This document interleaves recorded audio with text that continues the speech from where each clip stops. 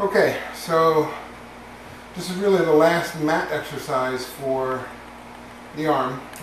This one was just added a few days ago by the therapist. Now, in therapy, they don't have something to lean on, so in the middle of the mat, it's really difficult, and you need somebody to help stabilize the upper arm and elbow.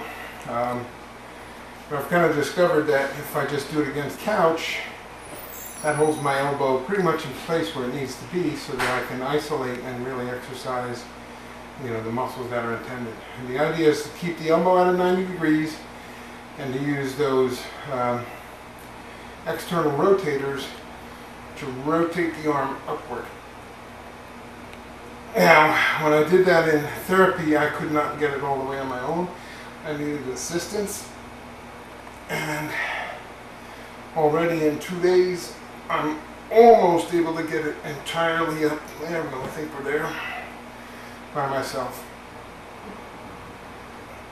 Now, these are supposedly really important because without these muscles, once you raise your own arm above 90 degrees, you don't really have any control or movement in it. These muscles really aid a lot in the movement and control of your arm once they're above 90 degrees. So hopefully the next time you see me, I'll be cranking these out a lot easier than I am today.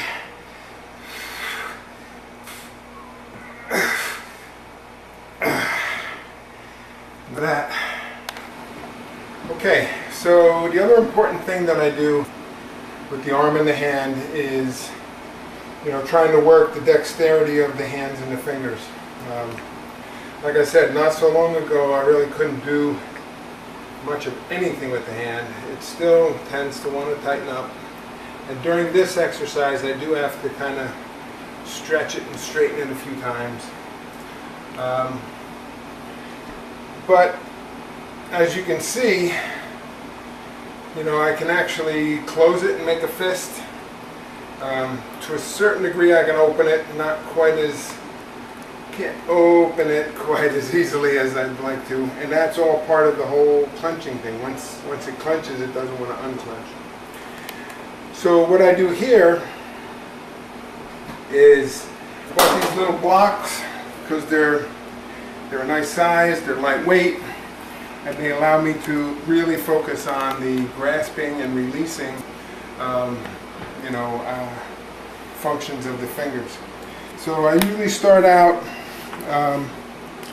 using my good hand to assist, get this towards the end and even hold it in place while I can try and wrap my fingers around it. Now, it really is all in this right hand, the ability to pinch that block, not lose it, and then once I get it to where I want it, to be able to release and let go. 2 weeks ago, I could not do that. Couldn't do that at all. Now I think I'm getting quite good at it. I tried to vary it up some by making these blocks twice as big so that I have to stretch my fingers out twice as far. And it may not seem like a lot to you, but indeed it is holding twice the weight.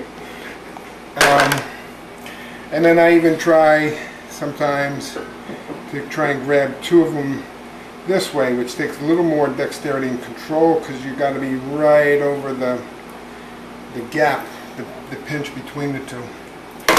I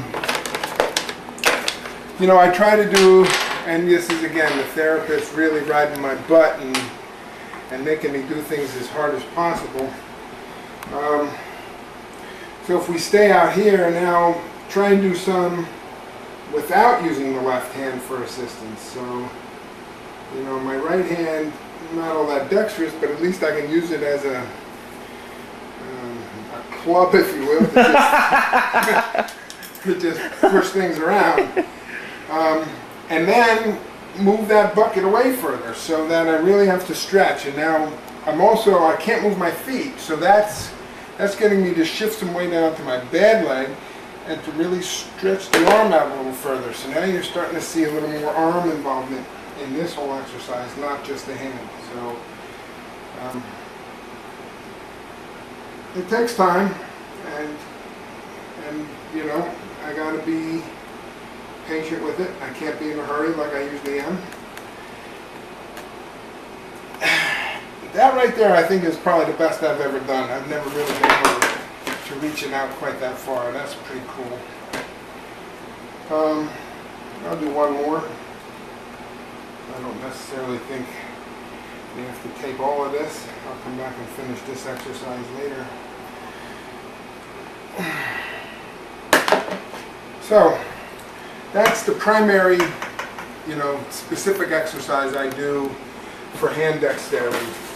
Well, I do try to use the hand as much as possible all day long, just normal functional stuff. So if I wanted to come here and get something out of the pantry, up until 2 days ago, I'd use my good hand, I'd open it, I'd looked and seen what I got. Now I'm learning how to be patient, because I might be in a hurry to find something to eat, but instead I have to take my time, use the right hand, make the right hand do more, find what I want. Maybe I want these Cheerios. What's the chances of me grabbing them Cheerios and bringing them out here with the bad hand? Not always able to get it, so maybe just a little assistance with the good hand, and I can get something happening here. It looks pretty pitiful, I'm sure, and hopefully the next time you take me, I'll be doing better than that. Again, you know, it's early on, so it doesn't hurt to assist a little bit. Yep, that's that. But definitely try now to do as much as we can with that hand. I should be able to turn the lights on with that hand. Again, it's not the way you would turn the lights on, but I can do it. And the whole idea is that the more you try, the more it'll work. One more thing that I do, not as often as they'd like me to, but and she actually wants me to go outside today and wash the car. Again, it helps loosen everything up. So, you know, you can use your good hand to help move things along, but it gets you to stretch. So, kind of like wiping down the counters, yeah, maybe.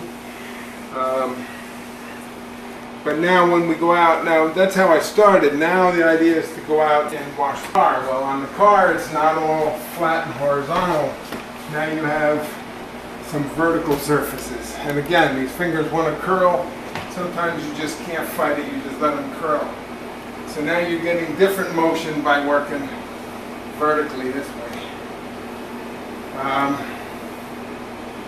We'll see. It's pretty warm out, but I do think I'll go out and wash the car.